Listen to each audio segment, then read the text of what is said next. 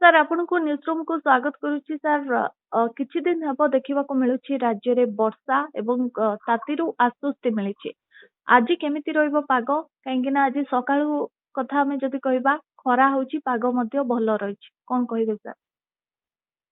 ନମସ୍କାର। ହଁ, ଆମେ ବର୍ତ୍ତମାନ ଗୋଟେ ସକ୍ରିୟ ବର୍ଷା ପରିବେଶରେ ଅଛୁ। ଆଜି ବି ବର୍ଷା ରହିବ। ମତେ ଲାଗୁଛି କିଛି ସମୟ ପରେ ମଧ୍ୟାହ୍ନ ପାଖରେ ଉପକୂଳମାନେ ଧୀରେ ଧୀରେ ବର୍ଷା ପାଇବାକୁ ଆରମ୍ଭ କରିବେ। ଆଉ ଏ ବର୍ଷାଟା ଟିକେ ତ୍ୱରାନ୍ୱିତ ହବ। ବର୍ତ୍ତମାନ ଲଘୁଚାପର ସଂଗଠନ ପ୍ରକ୍ରିୟା ଜାରି ଅଛି। ଆମର ବଙ୍ଗୋପସାଗରରେ ଧୀରେ ଧୀରେ ସଂଗଠିତ ଭାଗ ଆଡ଼କୁ ଅଗ୍ରସର ହବ। ବର୍ଷାର ପରିମାଣ ଜିଲ୍ଲା ମାନଙ୍କରେ ବଢିବାର ସମ୍ଭାବନା ରହୁଛି। ଆଉ ଓଭରଅଲ ଆପଣଙ୍କର ଯୋଉ ବର୍ଷାର ବିସ୍ତୃତି ମାତ୍ରା ମତେ ଲାଗୁଛି 27ରୁ ନେଇକି ଯୋଉ 30 ତାରିଖ ସମୟ ସୀମା ରହୁଛି, ସେଇଥିରେ ଓଡିଶା ବେଶୀ ଉପକୃତ ହବାର ଯଥେଷ୍ଟ ସମ୍ଭାବନା ରହୁଛି। ଆଉ ତା ସହିତ ବି ଆମର ଯୋଉ ପାର୍ଶ୍ୱବର୍ତ୍ତୀ ରାଜ୍ୟ ମାନେ ଅଛନ୍ତି, ଯେମିତି ଛତିଶଗଡ଼, ଝାଡଖଣ୍ଡ, ପଶ୍ଚିମବଙ୍ଗ ଅପ୍ ଟୁ ଆପଣଙ୍କର ତେଲେଙ୍ଗାନା ଆଉ ବିହାର ବି ଏଇ ସିଷ୍ଟମରୁ ବର୍ଷା ପାଇବେ। ଆଉ ତା ସହିତ ଆରବ ସାଗରରୁ ଯୋଉ ଦକ୍ଷିଣ ପଶ୍ଚିମ ବାୟୁର ପ୍ରଭାବଟା ଅତ୍ୟଧିକ ସକ୍ରିୟ ଅଛି, ତେଣୁ ମହାରାଷ୍ଟ୍ର ବହୁତ ବର୍ଷା ପାଉଛି। ଆଉ ତାର କିଛିଟା ପ୍ରଭାବ ମତେ ଲାଗୁଛି ତେଲେଙ୍ଗାନା, ଛତିଶଗଡ଼ ଉପରେ ମଧ୍ୟ ପଡିବାର ସମ୍ଭାବନା ରହୁଛି। ପଶ୍ଚିମ ଓଡିଶା ବି, ଦକ୍ଷିଣ ଓଡିଶା ବି ପ୍ରଭାବିତ ହେଇପାରେ। ଆଉ ତାପରେ ଆମର କର୍ଣ୍ଣାଟକ, କେରଳରେ ତ ବର୍ଷା ଚାଲିଛି। ତେଣୁ ଏଇ ଯୋଉ ପ୍ରଭାବଟା ଧୀରେ ଧୀରେ ପଶ୍ଚିମରୁ ପୂର୍ବ ଆଡକୁ ଟିକେ ଅଗ୍ରସର ହବ, କାରଣ ଯେତେବେଳେ ସିଷ୍ଟମଟା ସଂଗଠିତ ହବ, ସେ ବାୟୁ ଦକ୍ଷିଣ ପଶ୍ଚିମ ବାୟୁଟାକୁ ପ୍ରବଳ ବେଗରେ ନିଜ ଆଡକୁ ଟାଣିବ। ଯେତେ ସଂଗଠିତ ହବ ସେତେ ଦକ୍ଷିଣ ପଶ୍ଚିମ ବାୟୁଟାକୁ ଟାଣିବ। ତେଣୁ ବର୍ଷାର ପ୍ରଭାବଟା ପଶ୍ଚିମକୁ ପୂର୍ବକୁ ସିଫ୍ଟ ହବ। କିନ୍ତୁ ବର୍ତ୍ତମାନ ସିଷ୍ଟମ ଟିକେ ବହୁତ ମନ୍ଥର ଗତିରେ ସଂଗଠିତ ହଉଛି। ତେଣୁ ମୁଖ୍ୟତଃ ଆମର ଓଡିଶା ପରିପ୍ରେକ୍ଷୀରେ ଦେଖିଲେ ବର୍ଷାର ମାତ୍ରାଟା ଆପଣ ଆଜି ବି ନେଇକି ଚାଲନ୍ତୁ, 28, 29, 30 ଏଇ ଯୋଉ 3 ଦିନ ରହୁଛି, ଟିକେ ଅଧିକା ରହିବାର ସମ୍ଭାବନା ରହୁଛି। ଓଭରଅଲ ଓଡିଶା ପାର୍ଶ୍ୱବର୍ତ୍ତୀ ରାଜ୍ୟ ମାନେ ଏଇ ଯୋଉ ଏପିସୋଡ ଭଲ ବର୍ଷା ପାଇବେ। ଆଉ ଆମର ମନସୁନର ବି ପ୍ରୋଗ୍ରେସ ହବ ଏଇ ସିଷ୍ଟମ ଦ୍ୱାରା। ଆଜ୍ଞା ସାର୍। ସାର୍ ଯଦି କହିବା ଆଜି ମଧ୍ୟ ଅନେକ ସ୍ଥାନରେ ବର୍ଷା ହେବାର ସମ୍ଭାବନା ରହୁଛି, ତେବେ ଏଭଳି ସ୍ଥିତି ଆଉ କେତେ ଦିନ ଆମେ କହିପାରିବା? ଯେମିତିକି ଆପଣ ପୂର୍ବରୁ ମଧ୍ୟ କହିଛନ୍ତି ଜୁନ 2 ତାରିଖ ପର୍ଯ୍ୟନ୍ତ ଲାଗି ରହିବ। ହଁ ହଁ, ଆପଣଙ୍କର ଯୋଉ ସିଷ୍ଟମଟା ବର୍ତ୍ତମାନ ଧରନ୍ତୁ ସଂଗଠିତ ହଉଛି, ସଂଗଠିତ ହେଇକି ଟିକେ ସ୍ଥଳ ଭାଗ ଆଡକୁ ଅଗ୍ରସର ହବ। ସ୍ଥଳ ଭାଗ ଅଗ୍ରସର ହଉ ହଉ ମତେ ଲାଗୁଛି 30 ତାରିଖ ଅପରାହ୍ନ ପାଖାପାଖି ହେଇଯିବ। ତେଣୁ ପ୍ରଭାବଟା ପିକ୍ ପ୍ରଭାବଟା 30 ତାରିଖ ପର୍ଯ୍ୟନ୍ତ ରହିବ। ତେଣୁ କିନ୍ତୁ ଆଂଶିକ ପ୍ରଭାବଟା ମତେ ଲାଗୁଛି 2 ତାରିଖ ପର୍ଯ୍ୟନ୍ତ ରହିପାରେ। ଆଉ ଓଭରଅଲ ସିଷ୍ଟମର ଯୋଉ ବର୍ତ୍ତମାନ ଗତିବିଧି ଲାଗୁଛି, ଆଉ ଯୋଉ ପ୍ରକ୍ରିୟାଟା ସେ କେନ୍ଦ୍ରୀୟ ବଙ୍ଗୋପସାଗର ପାର୍ଶ୍ୱବର୍ତ୍ତୀ ଉତ୍ତର ବଙ୍ଗୋପସାଗର ପାଖାପାଖି ଅଞ୍ଚଳ ରହୁଛି। ତେଣୁ କିଛିଟା ବାଦଲ ଖଣ୍ଡ ଆମର ଉପକୂଳବର୍ତ୍ତୀ ଜିଲ୍ଲା ମାନଙ୍କୁ ପ୍ରଭାବ ଦଉଛନ୍ତି, ଆଜି ବି ଦେବେ। କିନ୍ତୁ ତାର ସଂଗଠନ ପ୍ରକ୍ରିୟା ଟିକେ ମନ୍ଥର ଅଛି, ଟିକେ ସମୟ ନବ। ମତେ ଲାଗୁଛି ଟିକେ ସଂଗଠିତ ହବ। କିନ୍ତୁ ଏଇ ପ୍ରକାର ପରିସ୍ଥିତି ଆପଣ 30 ତାରିଖ ପର୍ଯ୍ୟନ୍ତ ନେଇକି ଚାଲନ୍ତୁ। କିନ୍ତୁ ଓଭରଅଲ ବର୍ଷାଟା କ୍ଲିୟର ଆଉଟ୍ ହଉ ହଉ 2 ତାରିଖ ହେଇଯିବ ବୋଲି ମତେ ଲାଗୁଛି। ଆଜ୍ଞା ସାର୍। ସାର୍, ଦେଖିବାକୁ ମିଳୁଛି ଯେ ରାଜଧାନୀ କଥା ଆମେ ଯଦି କହିବା, କାଁ ଭାଁ କେଉଁଠି ନା କେଉଁଠି ଟିକେ ବର୍ଷା ହେଉଛି, ସ୍ଥାନେ ସ୍ଥାନେ ବର୍ଷା ହେଉଛି, ତ ସ୍ଥାନେ ସ୍ଥାନେ ଶୁଖିଲା ପାଗ ଦେଖିବାକୁ ମିଳୁଛି। ପୂର୍ବରୁ ଯଦି ବି ଆମେ କହିବା, ଯଦି ବି ବର୍ଷା ହେଉଛି କେଉଁଠି ନା କେଉଁଠି ପୂର୍ବରୁ ଯେମିତି ବର୍ଷା ପରେ ଗୋଟେ ଥଣ୍ଡା ବାତାବରଣ ଦେଖିବାକୁ ମିଳେ, କିନ୍ତୁ ବର୍ତ୍ତମାନ ସମୟରେ ବର୍ଷା ହେଉଛି କିନ୍ତୁ ଗୁଳୁଗୁଳି ଆଉ ଗରମ ଅନୁଭୂତ ହେଉଛି। କଣ ପାଇଁ ସାର୍? ଆପଣଙ୍କର ଅବଜରଭେସନ ଟା ଠିକ ଅଛି, କାରଣ ବହୁତ ମାତ୍ରାରେ ବର୍ଷା ହେବା ଦରକାର। ଆପଣଙ୍କର ଗୁଳୁଗୁଳି ସମସ୍ୟାଟା ହୁଏ କେତେବେଳେ? ଯେତେବେଳେ ବାୟୁମଣ୍ଡଳରେ ଆର୍ଦ୍ରତା ପୂର୍ଣ୍ଣ ବାୟୁଟା ବହୁତ ମାତ୍ରାରେ ଥାଏ। ଯେହେତୁ ଟିକେ ଗରମ ଦିନ, ଟିକେ ସେଇଥିପାଇଁ ଗୁଳୁଗୁଳି ସମସ୍ୟା ହଉଛି। ସେଇ ଗୁଳୁଗୁଳି ସମସ୍ୟାରୁ ସମ୍ପୂର୍ଣ୍ଣ ରିଲାକ୍ସେସନ ପାଇବାକୁ ହେଲେ ବର୍ଷାର ମାତ୍ରାଟା ବଢିବା ଦରକାର। ଯେତେ ବର୍ଷାର ମାତ୍ରାଟା ବଢିବ ସେତେ ଗୁଳୁଗୁଳି ସମସ୍ୟାଟା କମିବ। ବର୍ତ୍ତମାନ ଦେଖିବେ ଆପଣ ଯୋଉ ଏକଦମ କୋଷ୍ଟାଲ ଲାଇନ ଅଫ ଡିଷ୍ଟ୍ରିକ୍ଟ, ଯେମିତି ଗଞ୍ଜାମ, ପୁରୀ, ଆମର ଜଗତସିଂହପୁର, ଭଦ୍ରକ, ବାଲେଶ୍ୱର, ଏଇ ଲାଇନ ଡିଷ୍ଟ୍ରିକ୍ଟଟା ବର୍ଷା ରହିବ। କିନ୍ତୁ ତା ଭିତରକୁ ଟିକେ ଟିକେ ପରିମାଣ କମି ଯାଉଛି, କିନ୍ତୁ ମତେ ଲାଗୁଛି 28 ତାରିଖ ପରେ ପରେ ବର୍ଷାର ମାତ୍ରା ଟିକେ ବଢିବ, କାରଣ ସିଷ୍ଟମ ଟା ସଂଗଠିତ ହବା ପାଇଁ କି ସମୟ ନବ, କିନ୍ତୁ ବର୍ଷାର ମାତ୍ରା ଟିକେ ବଢିବ। କିନ୍ତୁ ଯୋଉ ଆପଣ କହୁଛନ୍ତି ଏଇ ଯୋଉ ଗୁଳୁଗୁଳି ସମସ୍ୟାଟା ସମ୍ପୂର୍ଣ୍ଣ ରୂପେ କମିବ, ବର୍ଷା ପ୍ରବଳ ମାତ୍ରାରେ ହବ। ବର୍ତ୍ତମାନ ଲାଗୁଛି ଯୋଉ ଆମର ଇମିଡିଏଟ କୋଷ୍ଟାଲ ଡିଷ୍ଟ୍ରିକ୍ଟ ମାନେ ଅଛନ୍ତି ସେମାନେ ବେଶୀ ଉପକୃତ ହବାର ଯଥେଷ୍ଟ ସମ୍ଭାବନା ମତେ ଲାଗୁଛି। ଆଜ୍ଞା ସାର୍। ସାର୍ ଭିଉସ୍ ମାନଙ୍କର କିଛି କ୍ୱେଶ୍ଚିନ୍ ଅଛି। ପ୍ରଥମ କ୍ୱେଶ୍ଚିନ୍ ହେଲା ଦକ୍ଷିଣ ଓଡ଼ିଶା ସହ ଉତ୍ତର ଓଡ଼ିଶାରେ ବନ୍ୟା ଆଶଙ୍କା ରହିଛି କି ଏଇ ଯୋଉ ଲଘୁଚାପ ଜନିତ ବର୍ଷା ଲଗାଣ ବର୍ଷା ପାଇଁ? ମାନେ ବନ୍ୟା ସମସ୍ୟା ମତେ ଜମା ଲାଗୁନି, କାରଣ ବର୍ତ୍ତମାନ ସିଷ୍ଟମ ଏତେ ଶକ୍ତିଶାଳୀ ହଉନି। ବର୍ତ୍ତମାନ ମୁଖ୍ୟତଃ ଆପଣ ଯୋଉ ଦକ୍ଷିଣ ଓଡ଼ିଶାର ପ୍ରଭାବଟା ଦେଖୁଛନ୍ତି ସେଇଟା ଆରବ ସାଗରର ଯୋଉ ସିଷ୍ଟମଟା, ମାନେ ଯୋଉ ଉତ୍ତର ଦକ୍ଷିଣ ପଶ୍ଚିମ ବାୟୁଟା ସେ ମହାରାଷ୍ଟ୍ର, ଛତିଶଗଡ଼ ଆଉ କିଛିଟା ତେଲେଙ୍ଗାନା ଆଉ ଦକ୍ଷିଣ ଓଡ଼ିଶା ଏଇଥିରେ ପ୍ରଭାବ ଛାଡୁଛି। କାଲିଠୁ ଟିକେ ଲଘୁଚାପ ଯେତେବେଳେ ଟିକେ ସଂଗଠିତ ହବ ସେତେବେଳେ ଯୋଉ ଦକ୍ଷିଣ ପଶ୍ଚିମ ବାୟୁଟା ଆଉ ଟିକେ ସକ୍ରିୟ ହବ, ଦକ୍ଷିଣ ଓଡ଼ିଶା ବି ବର୍ଷା ପାଇବ। କିନ୍ତୁ ବନ୍ୟା ପରିସ୍ଥିତି ମତେ କାହିଁ ଲାଗୁନି। ବର୍ଷା ରହିବ, ବର୍ଷା ଆପଣଙ୍କର 30 ତାରିଖ ପର୍ଯ୍ୟନ୍ତ ରହିବ, କାରଣ ଦିଟା ଯୋଉ ଆମର ପ୍ରଭାବ ରହୁଛି ଆରବ ସାଗର ଦକ୍ଷିଣ ପଶ୍ଚିମ ବାୟୁ ଆଉ ବଙ୍ଗୋପସାଗରରେ ଲଘୁଚାପ କ୍ଷେତ୍ର ଯୋଉ ସୃଷ୍ଟି ହବ, ତେଣୁ ବର୍ଷା ତ ଓଡ଼ିଶା ଦକ୍ଷିଣ ଓଡ଼ିଶାରେ ବି ଉପକୂଳବର୍ତ୍ତୀ ଓଡ଼ିଶାରେ ବର୍ଷା ରହିବ। ଆଜ୍ଞା ସାର୍। ସାର୍ ଏ ବର୍ଷ ସେତେ ଭଲ ବର୍ଷା ହେବା ସମ୍ଭାବନା କମ୍। ଜୁନ ମାସରେ ପ୍ରବଳ ଗରମ ଓ ଗୁଳୁଗୁଳି ଅନୁଭୂତ ହେବ, ତାପମାତ୍ରା ବୃଦ୍ଧି ପାଇବ। ଅଗଷ୍ଟ ମାସ ଆଉ ସେପ୍ଟେମ୍ବର ମାସରେ ସ୍ୱାଭାବିକ ଅବସ୍ଥାକୁ ବର୍ଷା ହେବ, ଏଭଳି କିଛି ଆକଳନ କରାଯାଉଛି? ଦେଖନ୍ତୁ ମନସୁନ ହଉଛି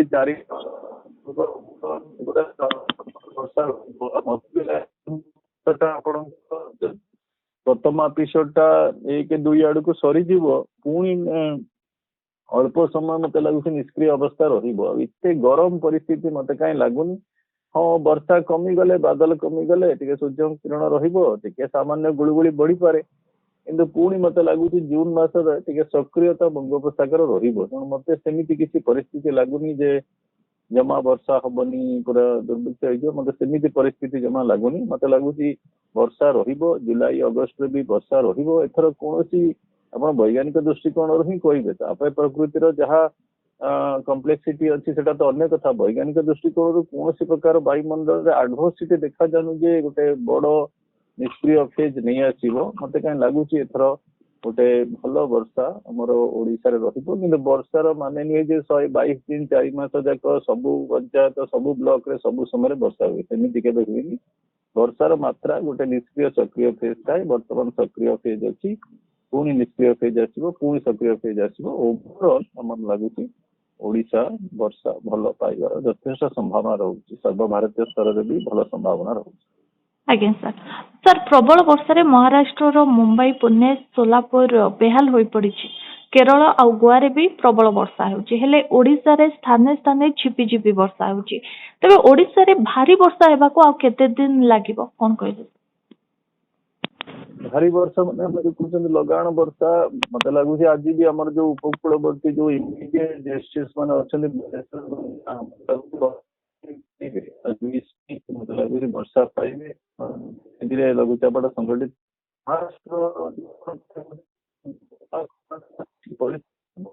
ପରିସ୍ଥିତିରେ ସେଠି ଗୋଟେ ଆମର ପାହାଡ ଅଛି, ଯେତେବେଳେ ଦକ୍ଷିଣ ପଶ୍ଚିମ ବାୟୁଟା ସେ ପାହାଡରେ ମାଡ ହବ, ସେ ବହୁତ ରହିବ। ତେଣୁ ସେଇ ପରିସ୍ଥିତି କିଛି ଇଷ୍ଟର୍ଣ୍ଣ ଘାଟରେ ଏତେ ବଡ ପାହାଡ ରେଞ୍ଜ ନାହାନ୍ତି। କିନ୍ତୁ ଯୋଉ ପ୍ରକାର ବର୍ଷା ଆପଣ ମହାରାଷ୍ଟ୍ର, କେରଳରେ କି କର୍ଣ୍ଣାଟକରେ, ସେଇ ବର୍ଷା ମତେ କାହିଁ ଲାଗୁନି ଓଡ଼ିଶାରେ ହବ। ଯଦି ସଂଗଠିତ ହେଇକି ଯଦି ସିଷ୍ଟମଟା ଅତ୍ୟଧିକ ସଂଗଠିତ ହେଇଗଲା ଦେନ୍ ସେ କଥା ଦେଖିପାରିବା। ବର୍ତ୍ତମାନ ସିଷ୍ଟମର ରୂପରେଖ ଦେଖି ମତେ କାହିଁ ଲାଗୁନି ସେଇଭଳିଆ ପରିସ୍ଥିତି ଓଡ଼ିଶାରେ ସୃଷ୍ଟି ହବ। କିନ୍ତୁ ଓଡ଼ିଶାରେ ବର୍ଷା ରହିବ, ନେକ୍ସଟ 72-96 ଘଣ୍ଟା ଯୋଉ ଘଣ୍ଟା ରହୁଛି ଓଡ଼ିଶାରେ ବର୍ଷା ରହିବ। ଆଉ କିନ୍ତୁ ପରିସ୍ଥିତି ଯୋଉ ମହାରାଷ୍ଟ୍ରରେ ଅଛି ବିଗତ ଲାଷ୍ଟ 48 ଘଣ୍ଟା ହେଲା, ସେଇ ପରିସ୍ଥିତି ମତେ ଓଡ଼ିଶାରେ ଲାଗୁନି। ସାର୍ ବର୍ତ୍ତମାନର ପାଣିପାଗର ସ୍ଥିତିକୁ ଦେଖିଲେ ଆମେ ଅନୁମାନ ଲଗେଇ ପାରିବା କି ଚଳିତ ଥର ବର୍ଷାର ବିସ୍ତୃତି ସ୍ୱାଭାବିକ ରହିବ ଏବଂ ଗଜା ମରୁଡ଼ି ଭଳି ପରିସ୍ଥିତି ଉତ୍ପନ୍ନ ହେବ ନାହିଁ। ନା, ମତେ କାହିଁ ଲାଗୁନି ଗଜା ମରୁଡ଼ିର ପରିସ୍ଥିତି ସେଇଭଳିଆ ଉପୁଜିବ। ଏଭଳିଆ ବିସ୍ତୃତି ମତେ ଲାଗୁଛି ଭଲ ରହିବ। आमर जो जुलाई और अगस्त मास अच्छी सेटा ही मुख्य वर्षा कराइबार मास। जून मास भी जनरली देखिए आप विगत किसी वर्ष है जून मसटा बहुत ड्राई कंडीशन रहे एथर जून भी लगुच भल तेणु मत क्या लगुनि कौन गजमरुड़ी परिस्थिति मत लगुच विस्तृति भल रथर गोटे भल मनसून आम 4 मास सेप्टेम्बर कथा हवा मत लगुच भल मनसून कंडीशन रहिबो। आज्ञा सर सर लगान वर्षा केबेठु हेबो ए वर्ष खरा दिने बात्या संभावना कम कम पाई जून परे कोन पुणी ताती बढ़िबो कि जून 2 परे आज्ञा 3टा क्वेश्चन प्रथम कथा होची खरा दिन रे आ बात्या नाही कारण वर्तमान मनसून परिवेश आसीगला मनसून परिवेश आसीगले आ बात्यार कोनोसी संभावना न थाए। जो बिगिनिंग स्टेज रे आपण मॉडल प्रोजेक्शन देखुतिले सेटा मॉडल रो डायनामिक्स रो प्रॉब्लम सेटा प्रकृति रो किछि असुविधा नाही। वर्तमान मनसून फेज आसीगला आपणकर वर्षा सॉरी बात्या हबार कोनोसी संभावना नाही। पुणी पोस्ट मनसून रे देखिबा कोन होची द्वितीय जिनस लगाण वर्षा वर्षा तो लगाण वर्षा मान जो हेवी रेनफॉल कहते किछिटा हमर कोस्टल पॉकेट्स रे रहिबो एपिसोडिकली रेन रहिबो आ मुख्यतः जो समय सीमाटा लागुची आपणकर 27 माने हमर इवनिंग रु नै कि 30 तारिख इवनिंग पर्यंत ई समय सीमा रे ओडिसा रे भलो वर्षा रहउची किंतु जो मात्रा आपणकर पश्चिम तटरे होची से वर्षा संभावना नहीं किंतु ओडिसा रे रहिबो वर्षा नेक्स्ट 12 रु 96 घंटा पर्यंत। आज्ञा सर सर प्रशांत महासागर केबेठु अशांत रहिबो ता सहित शहरीकरण जेपरी काल बैशाखी को चलित वर्ष चलित थर प्रभावित कला मौसुमी बायु को सेभली प्रभावित करिबो कि?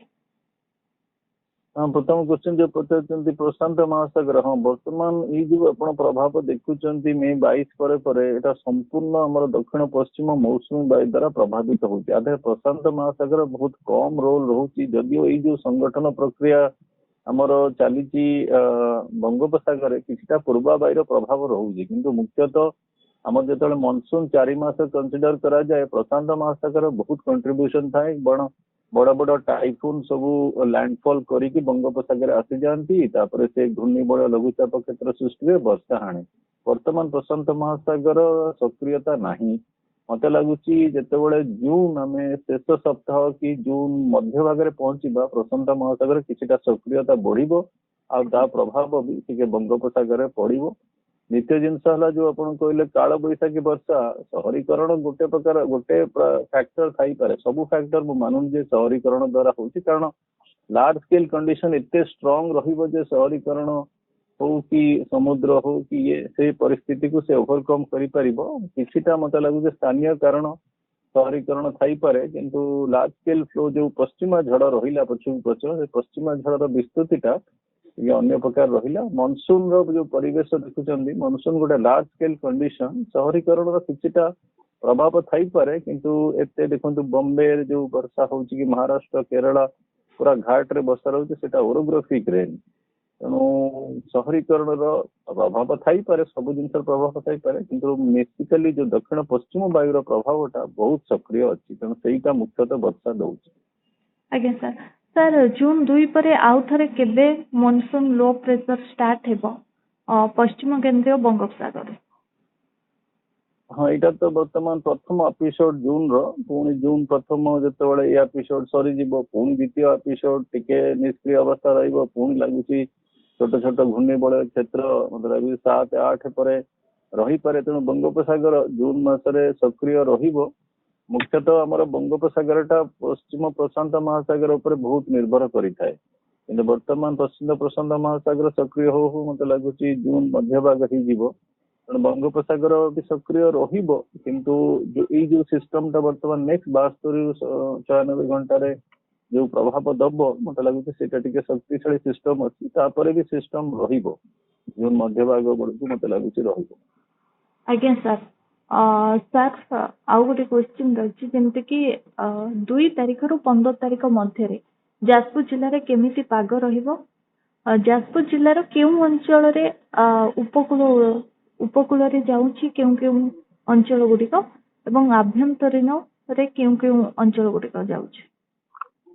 हाँ आमर मुख्यतः उपकूलवर्ती जिला जाजपुर आम उपकूलवर्ती पार्श्ववर्ती जिला जाजपुर जिला उपकूलवर्ती मान कहले जोटा इमिडिएट आम जमी बालेश्वर भद्रक केन्द्रापड़ा ପୁରୀ ଗଞ୍ଜାମ ଏଗୁଡ଼ା ହଉଛି immediate coast line. Jajpur second line of district, ତେଣୁ ପାର୍ଶ୍ୱବର୍ତ୍ତୀ ଜିଲ୍ଲାରେ ଯାଉଛି। ଯାଜପୁର ଜିଲ୍ଲାରେ ବର୍ଷା ରହୁଛି, ଆପଣଙ୍କର ଆଜି ବି ବର୍ଷା ରହୁଛି, କଣ୍ଟିନ୍ୟୁଅସ୍ ବର୍ଷା ରହୁଛି 30 ତାରିଖ ପର୍ଯ୍ୟନ୍ତ।